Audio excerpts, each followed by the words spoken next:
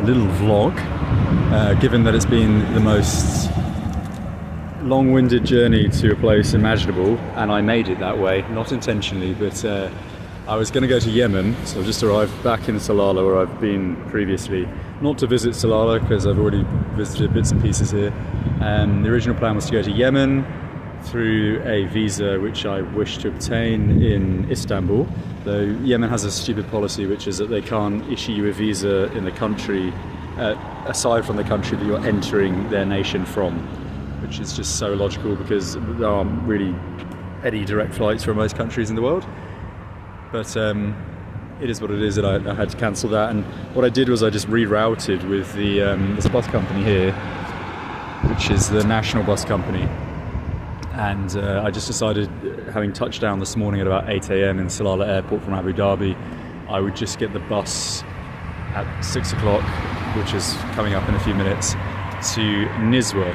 I've visited Muscat before as well, but I've never visited Nizwa, which has the iconic kind of fortress. It's always displayed on various tourist guides. So I'm going to spend a couple of days there, and then the rest of the time in Muscat just kind of finishing off what I didn't see before. But the journey was pretty strenuous actually. So it was Kutaisi in Georgia, departing 10:15 p.m, arriving in Abu Dhabi at 2 a.m, and then transfer at 6 a.m, I believe it was, to Q8. Sorry, 8 a.m. to Q8, where there was a VIP lounge booked. Both of those former flights were Wizz Air, and then at 4 p.m. that day I was going to head back via Etihad. The reason is that I booked the flight. The outgoing flight wasn't a loss at all, so I booked it because I paid literally like €3 for this flight, one of the cheapest flights in the world. I've also got 2 of those flights. I've got another one coming up. So I just figured, if I didn't know what my plans were at the time. I thought about going to Iraq through Q8, but in the end I decided I'd do it in reverse, so Iraqi Kurdistan and come back to Q8 through federal Iraq. And consequently I just booked the flight back. The Etihad flight back was £11, which is unbelievable. So that was pretty good actually, and though the lounge wasn't very good, it was a pretty poorly rated lounge in terms of what you'd expect from a Middle Eastern Gulf state.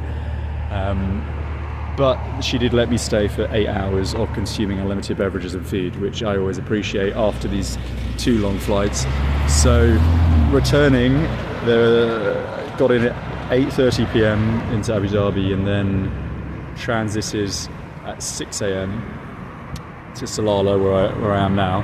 There was a big problem when I arrived from Georgia to Abu Dhabi because for some reason they wouldn't accept an online boarding pass. So I actually had to check in ordinarily, and what it is it's a scam with Wizz Air. That's how they obviously make their money. They catch people out.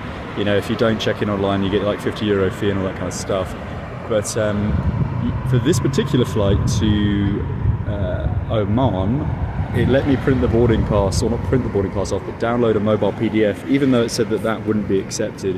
It had the seat and the barcode and all that kind of stuff.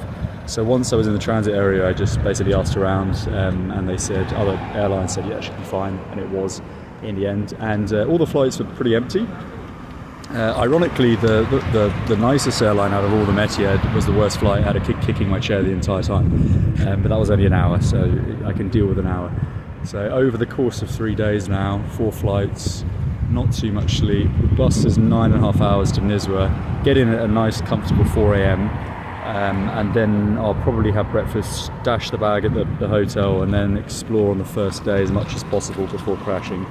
So that's the game plan. But it's interesting being back in the same place a few years after. I mean, up here they've got a nice new office now, which makes sense with the Wizz Air route. A lot more people are attracted to come to this part of the world, and I think transiting to Yemen is going to become so feasible. And you can get the visa, I'm told, here in the consulate, but I obviously had already booked the flight, so I didn't have time to risk that. So there we go. That's the plan thus far. Next game plan is, unfortunately, I have to come all the way back to Salalah, so the far south of the country to the far north and back. But I have another flight. I've got 1 night in the UAE, then fly to Q8, 1 night in Q8, which I don't like Q8 actually, and then Qatar, which I've never been to, so that's nice, 4 days. And then I go Qatar, Sharjah, down via land, back to Abu Dhabi to then fly to Erbil in Iraqi Kurdistan, take that south through the land borders into federal Iraq, back into Kuwait, and then to Kathmandu. So pretty long, pretty strenuous. My bag is way oversized as well. That was part of the risk factor in booking all these flights. My bag is like 3 times the weight of what's acceptable as a hand lug, as a personal item.